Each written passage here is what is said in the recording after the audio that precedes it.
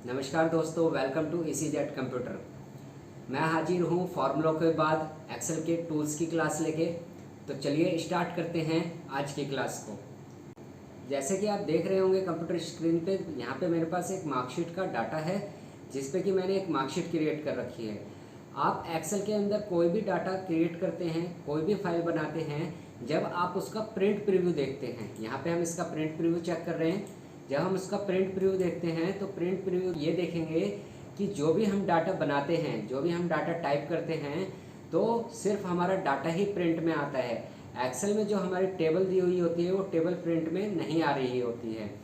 तो इसको हम प्रिंट में कैसे लेके आते हैं और हमारा डाटा कितने पेजों में प्रिंट आ रहा है, ये आपको स्टेटस बार पे नीचे शो कर रहा होगा। ये मेरा डाटा 2 पेजों पे प्रिंट आ रहा है। यहाँ पे नेक्स्ट पेज का ऑप्शन आ रहा है, नेक्स्ट पेज पे देखेंगे, नेक्स्ट पेज पे रिजल्ट और ग्रेड शो कर रहा है। इसको हम कैसे एक पेज पे एडजस्ट करेंगे और कैसे हम इसके बेसिक्स टूल यूज़ करते हैं, चलिए देखते हैं।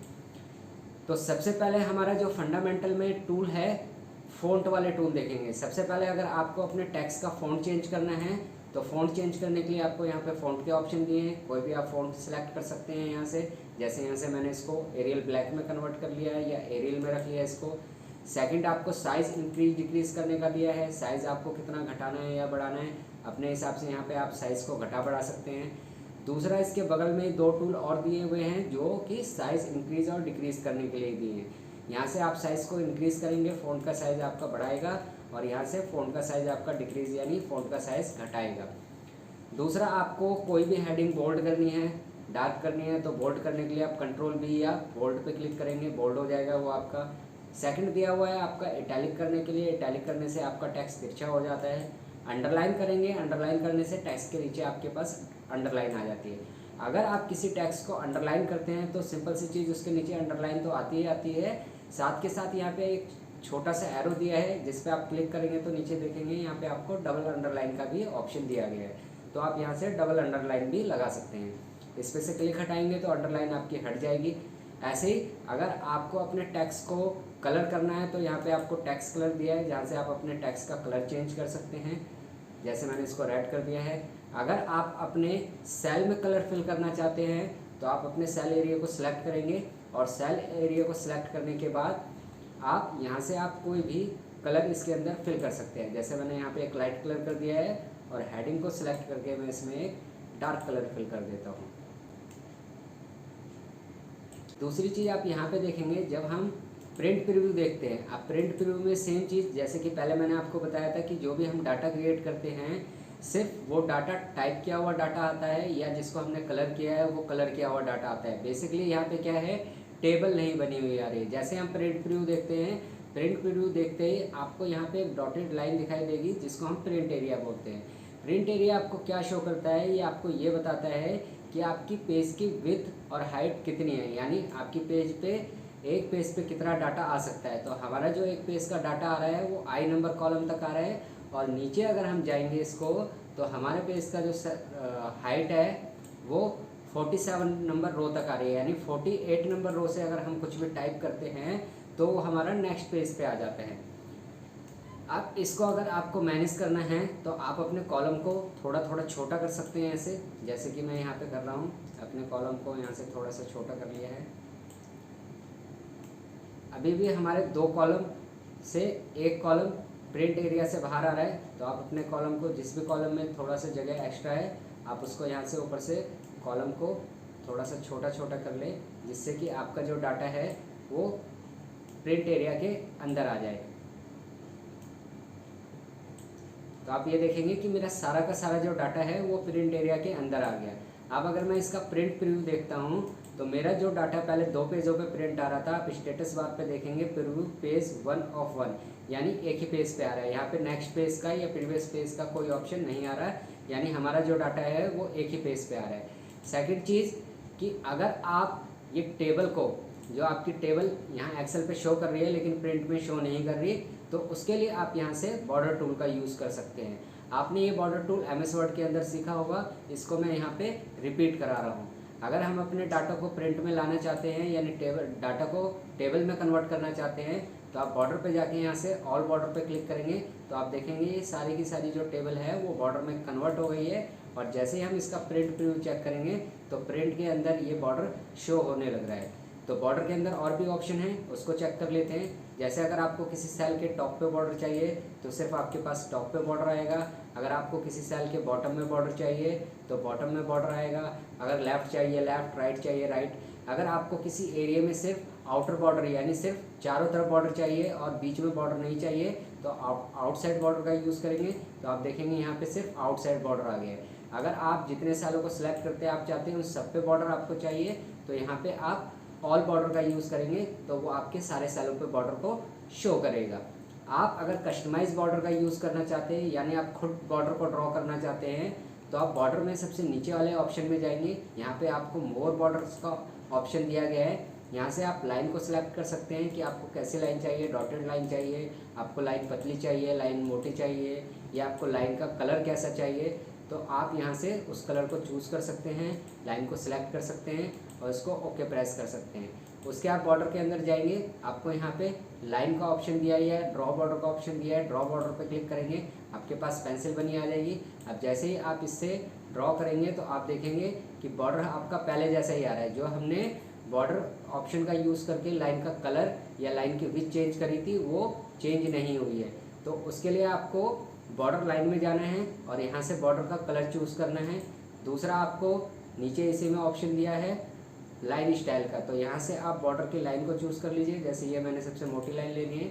आप जैसे जहाँ पे भी आपको बॉर्डर का कलर चूज़ करने के बाद और बॉर्डर के बीच चूज़ करने के बाद जहाँ पे भी आपको पेंसिल से ड्रॉ करना है वहाँ पे आप इसको पेंसिल से ड्रॉ कर सकते हैं।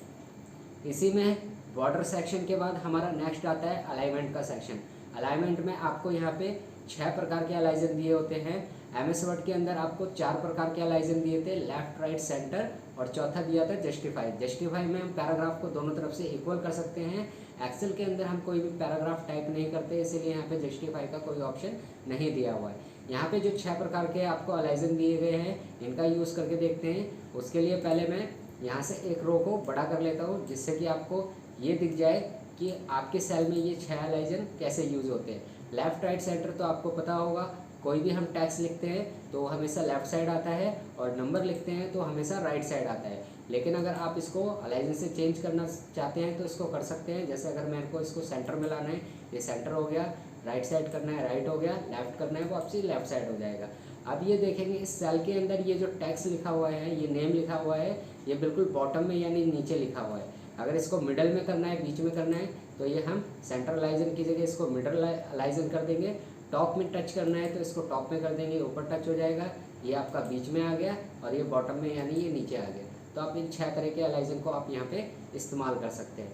नेक्स्ट आपका दिया होता है आपका रूलर इंडेंट। एक्सेल के अंदर जो रूलर होता है वो शो नहीं करता है, लेकिन अगर आपको किसी टेक्स्ट को मूव करना है, जैसे एग्जांपल के तौर पे अगर यहाँ पे हमारे पास ये जो टेक्स्ट लिखा है अलाइजन का यूज़ करके अगर मैं इसको सेंटर करूँगा तो सेंटर करने से क्या होगा कि आप ये देखेंगे कि ये लेफ़्ट साइड से भी अनइक्वल हो गया है और राइट साइड से भी अनइक्वल हो गया है। मैं इसको अगर लेफ़्ट करता हूँ तो ये लेफ़्ट साइड से अब इक्वल है, लेकिन मैं इसको ऐसे का ऐसे रखना चाहता हूँ और इसको सीधा का सीधा आगे मूव करना चाहता हूँ। तो उसके लिए आप रूलर इंडेंट का यूज़ करेंगे। जैसे ही आप इसको इंक्रीज़ करेंगे आगे की तरफ, ये पूरा का पूरा जो टेक्स्ट है आपका आगे की तरफ मूव करेगा।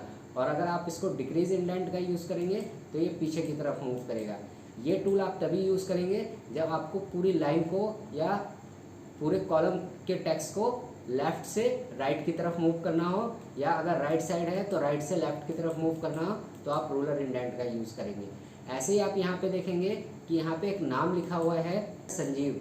तो संजीव का अगर आपको टैक्स रोटेट करना है यानी टैक्स का एंगल चेंज करना है, उसके लिए आपको यहाँ पे टैक्स रोटेशन का ऑप्शन दिया गया है। यहाँ से आप अलाइजन इसका चेंज करके किसी भी रोटेशन में टैक्स को रोटेट कर सकते हैं। आपको वर्टिकल केस में करना है, हॉरिजॉन्टल केस में करना है, डायगोनल में करना है, कौन से केस में करना है आप उसको क्लिक करके कर सकते हैं। जैसे एक मैं इस निशा नाम को करके दिखाता हूँ, यहाँ से मैंने इसको वर्टिकल में कन्वर्ट किया तो ये वर्टिकल में आपका सीधा स्ट्रेट आ गया। जैसे ही आप टेक्स्ट को रोटेट करना चाहें यहाँ से आप इसको पलट सकते हैं, रोटेट कर सकते हैं। इसमें आपको नीचे फॉर्मेट सेल अलाइजन पे जाना है। यहाँ पे आपको इसको एंगल दिया हुआ है कितने डिग्री पे आपको इसको तिरछा करना है, तो यहाँ से आप इसकी डिग्री सेट कर सकते हैं और ओके प्रेस करेंगे, उतने ही डिग्री पे ये आपका रोटेट हो जाएगा। अगर चाहते हैं ये वापसी सिंपल हो जाए जैसा था पहले वैसा ही हो जाए तो आप यहाँ से किसी भी अलाइजन पे जिस पे आपने क्लिक कर रखा हो पहले उस पर क्लिक करेंगे और उस पर से क्लिक हटा लेंगे तो वापसी आपका सिंपल हो जाएगा। यहाँ से आपने ध्यान दिया होगा जैसे मैंने इसकी कॉलम की विड्थ को बढ़ाया था तो यहाँ हमारा ग्रेड वाला जो कॉलम है वो प्रिंट एरिया से बाहर निकल गया, यानी अब ये जो लाइन है ये मेरी सेकंड पेज पे प्रिंट आएगी। अब यहाँ पे आप एक चीज़ देख रहे होंगे, यहाँ पे एक नाम लिखा हुआ है स्टूडेंट नेम, लेकिन अगर मैं इस कॉलम को छोटा करता हूँ, कॉलम छोटा करने से ये वाली चीज़ तो आपकी अंदर आ गई, लेकिन यहाँ पे अब आपको क्या दिख रहा है, ओनली स्टूडेंट एन। अगर मैं इसका प्रिंट निकालूंगा तो प्रिंट के अंदर भी ये आपका क्या लिखा आएगा, सिर्फ स्टूडेंट एन। अब हमें ये तो पूरा प्रिंट में चाहिए, तो प्रिंट प्रीव्यू को यहाँ से क्लोज करेंगे और इसके लिए आपको एक टूल दिया हुआ है रैप टेक्स्ट। रैप टेक्स्ट क्या काम करता है, जो भी टेक्स्ट आपका कॉलम के अंदर हाइड हो गया है यानी कॉलम के अंदर छिपा दिख रहा है वो आपको पूरा शो नहीं कर रहा है, तो आप इस पे जैसे ही क्लिक करेंगे जो भी टेक्स्ट आपका कॉलम के अंदर हाइड हो रखा है वो आपका बाहर शो करने लग जाएगा, वो आपका डबल में कर देगा। तो ऐसे आप इस सेल का यूज़ करके आप रैप टेक्स्ट से कोई भी हाइड सेल को यानी हाइड टेक्स्ट को बाहर शो कर सकते हैं। इसी तरह हमारे पास एक टूल दिया गया है मर्ज and centre. Merge and centre का क्या काम होता है, जैसे कि अभी मैंने आपको बताया है कि अगर आप किसी भी टेक्स्ट को लिखते हैं सेल के अंदर वो हमेशा लेफ्ट साइड आता है और नंबर को लिखते हैं तो हमेशा राइट साइड आता है। अलाइजन का यूज़ करके बेशक आप उसको किधर भी मूव कर दें। यहाँ पे आपको एक टूल दिया है मर्ज and centre. Merge and centre क्या काम करता है, आप सिलेक्टेड सेल को मर्ज कर सकते हैं यानी उसको ज्वाइंट कर सकते हैं। जैसे यहाँ पे मैंने 6 सेल को सिलेक्ट किया है और जैसे ही मैं इसको मर्ज करूँगा तो ये 6 सेल जुड़ के एक सेल में कन्वर्ट हो गया। इस टूल का नाम है मर्ज एंड सेंटर, यानी ये सेल को मर्ज भी करता है और इसमें अब आप कोई टेक्स्ट टाइप करेंगे तो सेंटर में भी आएगा, ना कि लेफ्ट साइड आएगा। चाहे आप उसमें अल्फ़ाबेट लिखें चाहे आप उसमें नंबर टाइप करें वो सेंटर में ही आएगा। तो इसका सॉल्यूशन आप एक ये देखेंगे, इसके अंदर आपको कुछ मल्टीपल ऑप्शन दिए गए हैं। जैसे पहला ऑप्शन दिया हुआ है आपका मर्ज एंड सेंटर, जो कि आप ऊपर से ही क्लिक कर सकते हैं। दूसरा दिया है मर्ज अक्रॉस, तीसरा दिया है ओनली मर्ज। ये मर्ज करने से आपका टेक्स्ट ओनली आपका जो सेल है ओनली मर्ज होगा, सेंटर में नहीं होगा। और अनमर्ज करने से जो सेल आपने मर्ज किए हैं उनको वापसी उतने ही सेल में कन्वर्ट कर देगा। जैसे अभी मैंने यहाँ पे कुछ सेल्स को सिलेक्ट किया और इसको मर्ज पे जाके मर्ज एंड सेंटर पे जाके मर्ज पे क्लिक करेंगे जैसे ही, तो ये आपका टेक्स्ट जो है मर्ज हो गया। लेकिन अब अगर आप इसमें कुछ भी अल्फ़ाबेट टाइप करेंगे, अल्फ़ाबेट हमेशा लेफ्ट साइड आता है तो लेफ्ट आएगा। अगर आप कोई भी नंबर टाइप करते हैं तो नंबर आपका राइट साइड आता है तो राइट साइड ही आएगा। नेक्स्ट ऑप्शन इसमें दिया हुआ है मर्ज अक्रॉस। कई बार हमें कुछ डाटा क्रिएट करने के लिए एक एक लाइन को मर्ज करना पड़ता है। जैसे अगर मैं यहाँ पे जाके इसको मर्ज करूँगा, पहले इस लाइन को मर्ज किया, फिर सेकंड लाइन को सेलेक्ट किया और उसको मर्ज किया, तो ऐसे करने में बहुत टाइम लगता है। तो आप सिंपली क्या करेंगे, जितने एरिया को आपको सीरियल वाइज मर्ज करना है उसको सिलेक्ट करेंगे और यहाँ पे जाके मर्ज अक्रॉस पे क्लिक करेंगे। जैसे ही मर्ज अक्रॉस पे क्लिक करेंगे तो ये आपके सिलेक्टेड सेल को एक एक करके ऑटोमेटिक मर्ज कर देगा, आपको बार बार मर्ज का यूज़ नहीं करना पड़ेगा। ऐसे ही आपने जिन सेलों को मर्ज कर रखा है, जैसे मैंने यहाँ पे 6 सेलों को सिलेक्ट करके ज्वाइंट किया था, इसको वापसी 6 सेलों में कन्वर्ट करना है, तो यहाँ पे से आप ऊपर से क्लिक हटा लेंगे या तो अनमर्ज पे जाके अनमर्ज पे क्लिक कर देंगे और ये वापसी आपके सेल्स को वापसी 1 से 6 सेलों में कन्वर्ट कर देगा। तो ये होता है आपका मर्ज एंड सेंटर का यूज़। आशा करता हूँ ये टूल आपको समझ में आए होंगे। नेक्स्ट वीडियो में आप सीखेंगे कि आप इन टूलों का यूज़ करके कैसे किसी टेबल या डाटा को क्रिएट कर सकते हैं। तो मैं मिलता हूँ आपको नेक्स्ट वीडियो के साथ।